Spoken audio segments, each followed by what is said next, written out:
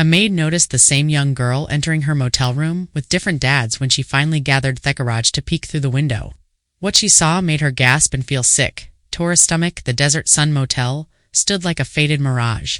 On the outskirts of Laredo, Texas, its once vibrant yellow paint had been bleached by years of relentless sun, and the neon sign flickered temperamentally against the harsh landscape. The constant rumble of trucks along Interstate 35 created a perpetual soundtrack, a reminder of the motel's proximity to the busy U.S.-Mexico border. Alina Cruz adjusted her simple blouse and smoothed her dark hair before knocking on the office door, marked manager at 32.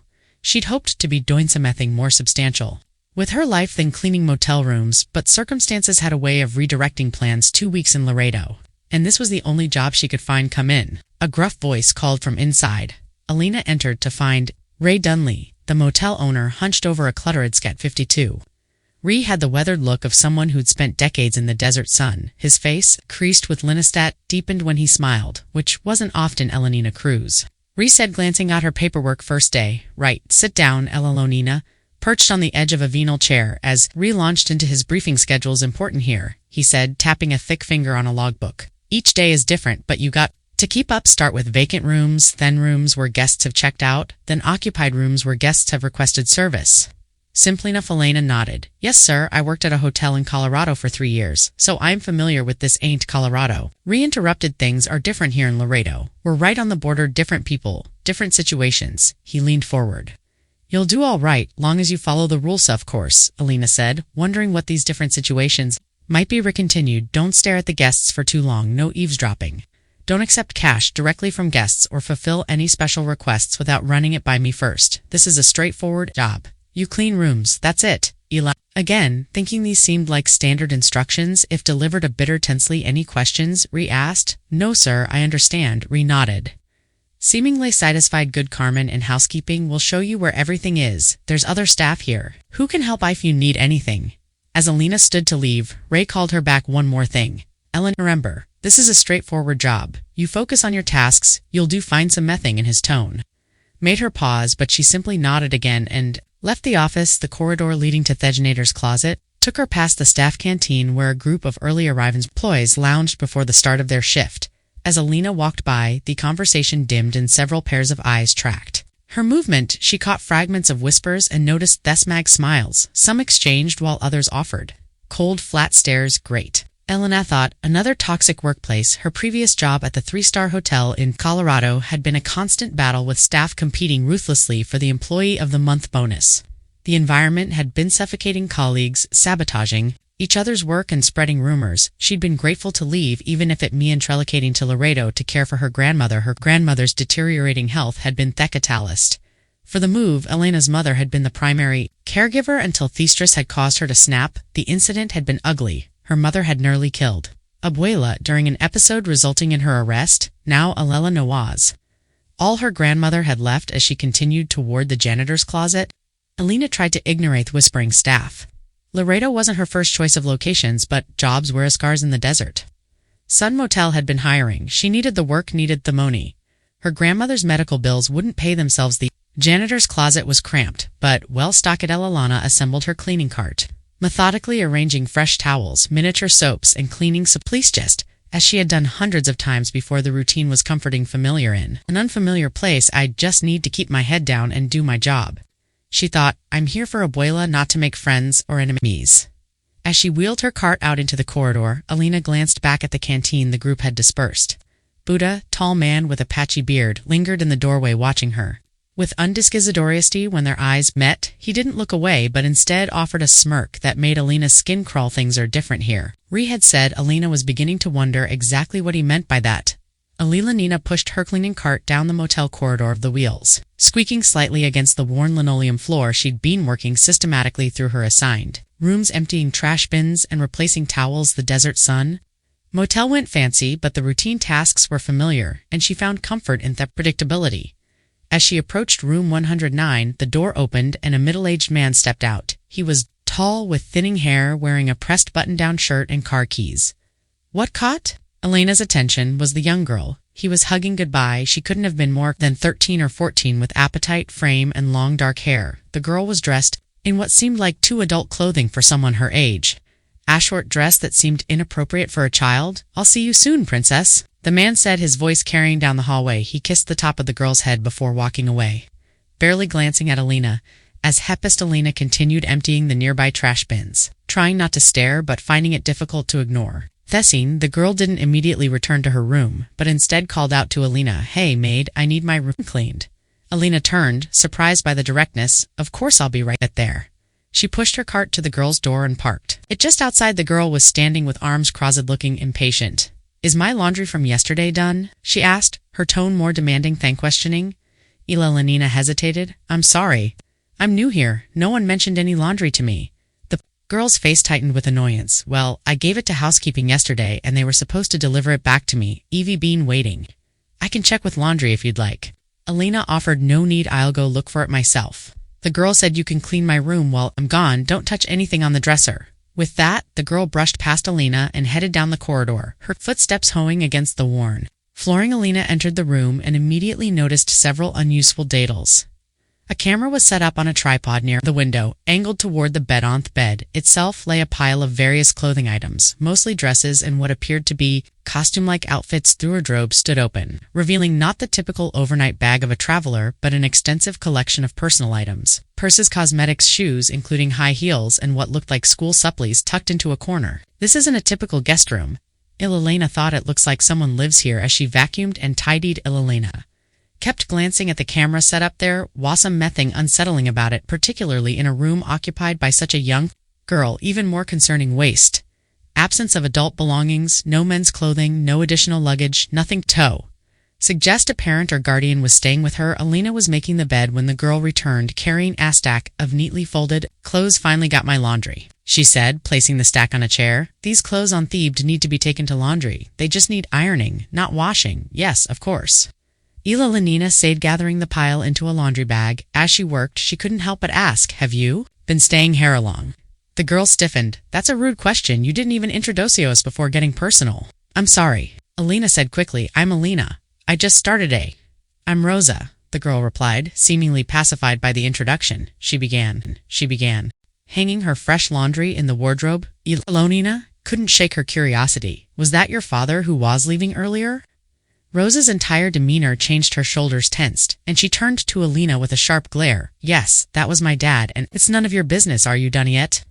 The hostility in the girl's voice was startling. Elenina quickly finished making the bed and gathered her cleaning supplies. "I'll take care of this laundry for you," she said, lifting the bag. "Just go." Rosa snapped. Elenina hurried out of the room, the door slamming behind her as she pushed her cart away. She couldn't shake, feeling that something wasn't right about Rosa's situation. A young girl living alone in a motel, a father who left her here, and that camera setup. It all felt wrong. Alina's mind raced with questions. As she made her way to the laundry room, was Rosa living permanently at the motel? Why would a father leave his young daughter alone in such a place? And if he was truly her father, why had he reacted so defensively to such a simple question? The laundry room was located in the back of the motel, a humid space filled with the mechanical hum of industrial washers and dryers inside. A lanky man with a patchy beard, the same one who'd smirked at her earlier, was loading sheets into a washing machine. "Must be the new girl," he said, barely looking up his name tag. "Read Cameron Elenina," she confirmed, holding up the laundry bag. "I have some clothes from room 109 that need ironing, not washing." Cameron straightened up, an amused expression crossing his face. "Ah, Ross's stuff always demanding special treatment. That one the girl asked me to bring these here," Elenina explained. "Can you take care of them?" Cameron laughed. "No way, she requested you, so you get to do it. Didn't specifically ask for me." Elenina protested. "And I still have other rooms to clean. I need to keep tough schedule." Cameron leaned against the washing machine, his posture deliberate. "Look, the girl pays extra every month for her laundry service.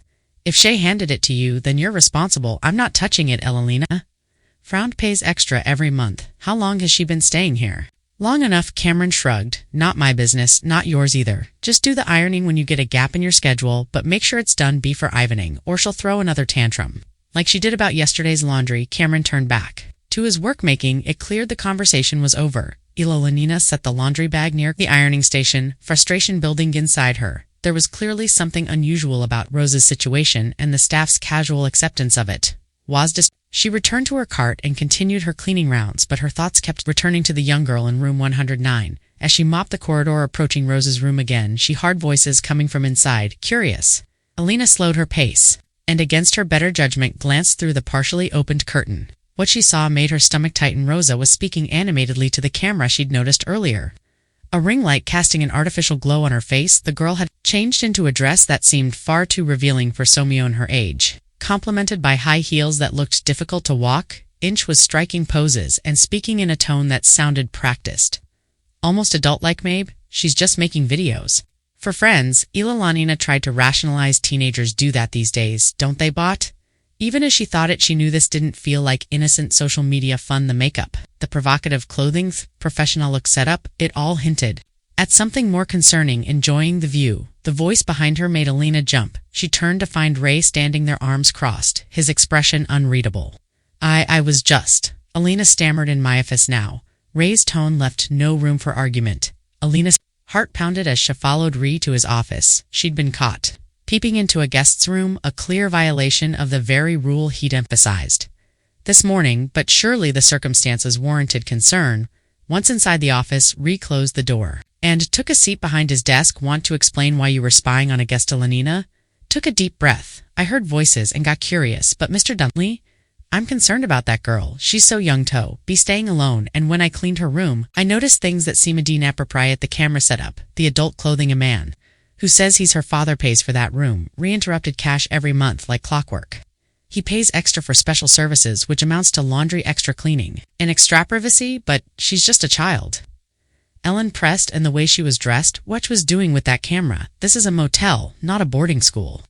Ray said firmly, we provide a room and basic services. What goes on inside those rooms isn't our business unless it's causing damage to property or disturbing other guests. But if she listened carefully, Alina, Ryland forward, his voice lowering, that girl has had different men show up, claiming to be family. One said he was her uncle, another her stepdad. I don't know what's going on, and frankly, I don't want to know as long as rent is paid. And she's not in immediate danger. It's not our place to intervene. Ilalanina couldn't believe what she was hearing. You see a young girl with different fathers every night and don't think that's cause for concern? Ray sighed, a sound of weary resignation. Look, things happen at motel in this area that might seem sketchy to newcomers. This ain't a 5-star resort. Her dad, or Wover, he is, pays a month at a time, all cash. The girl seems okay, has food, shelter, and security. That's more than a lot of kids get around here. But no buts. Ray cut her off.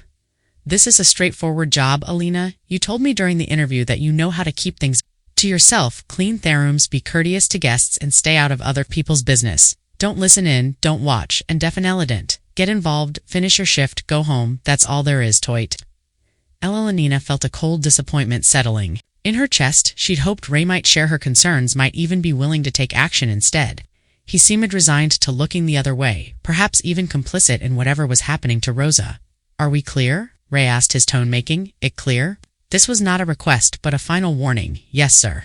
Elanina replied, words tasting bitter in her mouth. Good, now get back to work and stay away from room 109 unless you're specifically too clean. Alina left the office, her mind churning with conflict. She'd taken this job out of necessity, but could she really continue working in a place that turned a blind eye as she pushed her cleaning cart down the corridor? She caught sight of Rose again stepping out of her room. The girl didn't notice her, but Alina couldn't help observing her confident stride, Thetalt-like mannerisms, the way she carried herself as if playing a role. I should just do my job and ignore it. Alina told herself everyone else does, but even as the thought formed, she knew she couldn't. Alina knew she couldn't turn away whatever was happening to Rosa. She had already made up her mind. She was going to find out. There must be some way to get to her. The clock on the wall showed it was approaching noon. Ilalanina's stomach rumbled, reminding her she hadn't eaten since early morning, but her appetite had diminished after the conversation with Ray. She returned her cleaning cart to the janitor's closet and headed toward staff canteen, her mind still preoccupied with Rose's situation. As she walked, she spotted the girl now heading toward the front desk. Alina considered approaching her again, but remembered Ray's warning and rash hostility. Instead, she continued to the canteen, only to find it crowded with staff on their lunch break. Cameron sat at a table with several others, and they all turned to stare. Winch entered. He nudged his neighbor, whispered something, and they laughed. The tension in the room was palpable. Elena felt unwelcome, an outsider stepping into established territory. Between her encounter with Ryan, the hostility from her coworkers, her appetite vanished completely. What's wrong with these people? I'll just go do the laundry instead, she decided. Turning around and heading to the laundry room, the space was empty. Now the only sounds coming from the rhythmic tumbling off dryers. Elanina opened Rose's laundry bag and began laying out the items one by one on the ironing board. The clothing confirmed her suspicions, short dresses revealing tops items not. Rose's age should be wearing some pieces looked expensive with designer labels, while others seemed cheap. And costume like teenagers these days, Elena murmured to herself, trying to rationalize. What she was seeing, the fashion, is different than when I was young, but deep down she knew this wasn't just about fashion trends as she worked her way through the pile ironing each piece. Carefully, something caught her attention, a pair of men's pants out of place among the girls' clothing. Elena held them up confused. They were large, adult-sized, and definitely not Rose's. How did these get in here? Elanina wondered. Perhaps they'd been accidentally mixed in from another guest's laundry. She began ironing them anyway, feeling something hard in one of the pockets. Reaching in carefully, she pulled out a small card. It wasn't a credit card or ID, as she'd expected. Instead, it was a glossy business card. With Rose's name printed on it alongside a social media handle and what appeared to be an accounted B. The platform name wasn't familiar to Elena, not one of the mainstream social media sites she knew. Curiosity got the better of her setting the iron. As Adelina pulled out her phone and searched for the platform, what she found made her blood run cold. It wasn't a normal social media site, but a live streaming platform known for provocative content. With trembling fingers, she typed it in Rose's account ID. The profile loaded, showing thumbnails of past broadcasts. Elena's hand flew to her mouth in shock, though nothing explicitly inappropriate was visible in the preview images. The suggestive poses, the adult-like styling, and the comments scrolling alongside Etal painted a disturbing picture. Elani quickly closed the app, feeling as if she'd witnessed smithing. She shouldn't have. Her mind raced with questions. Was Rosa doing this voluntarily? Was she being coerced? And were these men claiming to be her father? A normal teenage girl wouldn't choose to live alone in a motel performing for strangers online. Elena reasoned there must be adults enabling this, profiting from it, but who? As she finished ironing the clothes, couldn't shake the feeling that she needed to do something. Rosa clearly didn't trust her, and Ray had made his position clear. Police, would they take it seriously without clear evidence of a crime? Could calling them make things worse, leave the even more exposed? And what if she was wrong? What if it was all just a teenager's rebellion? A game, a phase, and this was nothing more than a terrible misunderstanding blown out of proportion. Police, involvement, media attention, it could all spiral fast, destroying Degger's future for no reason. The media would eat up a story like this without a second thought. No, Ilana needed something real. She needed evidence. Alana thought about her own childhood, the safety and security her parents had provided. She thought about her grandmother, frail and dependent Nobat, who had once been her fiercest protector. What would Bua tell her to do in this situation? Hasser correcto. Elenosh could almost hear her grandmother say, do the right thing. With sudden resolve, Alina took a small notepad from her pocket and wrote a simple message. Do you need help? Beneath it, she added her name and phone number. She folded the note carefully and tucked it into the pocket of one of Rosa's freshly ironed, hiding it where only Rosa would find it. It was a small gesture. Maybe Rosa would find it and reach out when she was ready. It was a lifeline. If she chose to take it, Alina gathered the ironed clothes and arranged them neatly in the laundry bag. As she left the laundry room, she felt a mixture of fear and determination. Her job might be at risk if rediscovered what she'd done, but some things were more important than employment. That girl deserves better, she thought. Firmly, someone has to care. Enough to try. With laundry bag in hand, Ilalana headed toward room 109, prepared to face Rosa again and hoping that her small act of intervention might make a difference. Alina walked purposefully down the corridor toward Rosa's room, the freshly ironed clothes carefully arranged in the laundry bag. As she turned the corner, she froze at the sight before her. Rosa was returning to her room, but she wasn't alone. A heavy-set man, at least 3 times her size and completely different from the one Alina had seen this morning, was walking beside her, his meaty hand engulfed Rosa's small one, and the girl was leaning against his arm, her head resting against his bicep in a gesture that seemed both intimate. Rehearsed. Elenina quickly ducked back around the corner, her heart racing. Another dad, she thought incredully, or an uncle or stepdad. This time she waited until they entered Rosa's room, then took a deep breath and approached the door. Laundry in hand shed, a legitimate reason to be there, now delivering the cleaned clothes. It was the perfect cover to check if Rosa was sake. After a moment's hesitation, Elena knocked firmly on the door. The door opened just enough for Rosa to peer out, her expression shifting from annoyance to recognition. Oh, it's you. I've brought your laundry, Elena said, holding up the bag all ironed as requested. Rosa opened the door wider, allowing Elena to enter. The man was sitting on the edge of the bed, scrolling through his phone. He barely glanced up as Elena stepped inside. "Just put it on. Chair." Rosa instructed, her tone curt. Elena did as she was told, taking the opportunity to scan the room discreetly. The camera was still set up, but no angled away from the bed. The curtains were partially drawn, casting the room in a muted light. "Did you have lunch yet?" Elena asked, trying to sound casual while searching for any signs of distress on Rosa's face. "I could bring something from the cafeteria if you're hungry." Rosa's eyes narrowed suspiciously. "Why do you care? Just being helpful?" Elena replied with a shrug. "It's past lunchtime, and I've already eaten." Rosa cut her off. "And you can get lost now. We don't need anything else." The man finally looked up from his phone, his gaze moving between Elena and Rosa with idle curiosity. There was something in his eyes that made Elena's skin crawl, a calculating coldness that seemed to evaluate her worth in a single glance. "Actually," Rosa added, her voice dropping to a hiss, "Ikno, you were looking through my window earlier. I saw you. Do that again, and I'll report you to management." Elena felt her cheeks flush with embarrassment and fear. "I'm sorry, I didn't mean to just go," Rosa said firmly, already pushing her toward the door, "and stopped trying to be my friend. I don't need one." The door closed in Elena's face before she could respond. She stood there, for a moment, stunned by the hostility and the finality of Rosa's rejection. The girl clearly didn't want her help, or at least she was adamant about appearing not to want it. How can I help someone new who doesn't want to be helped? Elena wondered, a wave of helplessness washing over her. She trudged back to the canteen, finding it quieter. Now that the lunch rush had ended, taking a tray, she selected a sandwich and coffee, then found an empty table in the corner. Her mind replayed the interaction with Rosa, trying to make sense of the girl's behavior. Was she truly content with her situation, or was her hostility a defense mechanism, a wall built to protect herself? As Elena ate, she noticed a group of staff, Cameron among them, huddled around a table on the far side of the room. They were staring at a phone screen, lowing and commenting in low voices. When Cameron tilted the screen slightly, Elena caught a glimpse of what they were watching, though she couldn't make out the details. 9 online again, one of them said, loud enough for Elena to hear. Elena's stomach clenched. She hadn't caught the words clearly, and the screen was too far away to see, but had they really said Room 109, Rosa? Maybe she was just imagining it. Maybe all of this had gotten under her skin more than she realized. The staff member couldn't have known about Rosa's account. No one could not, unless they were already looking, and surely if something thatful was happening, anyone would have come forward by now, right?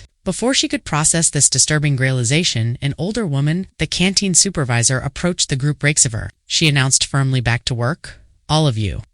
The group dispersed reluctantly. Cameron shooting Elena look, as if daring her to say something. The canteen supervisor then turned to Elena, her expression unreadable for amament. It seemed like she might share some insight. Instead, she simply turned away without a word. "I need to calm down," she told herself. "It's my first day on the job. I'm probably just overthinking everything." Ree knew Abuthis. The staff knew too. They couldn't all be complicit in something criminal, especially something against a minor. If something really bad were happening, someone would say something. At least one person would report it. Wouldn't they? Ask cleared her tray. Elena made a quiet decision. She would finish her shift, do her job, and keep her eyes open. The note was tucked into Rosa's laundry. If the girl needed help, she would know how to reach her. The afternoon dragged on in a blur of routine tasks. Elena cleaned rooms, restocked supplies, and wiped down surfaces, all while her mind remained fixated on Rosa. The mechanical nature of housekeeping allowed her thoughts to wander, piecing together the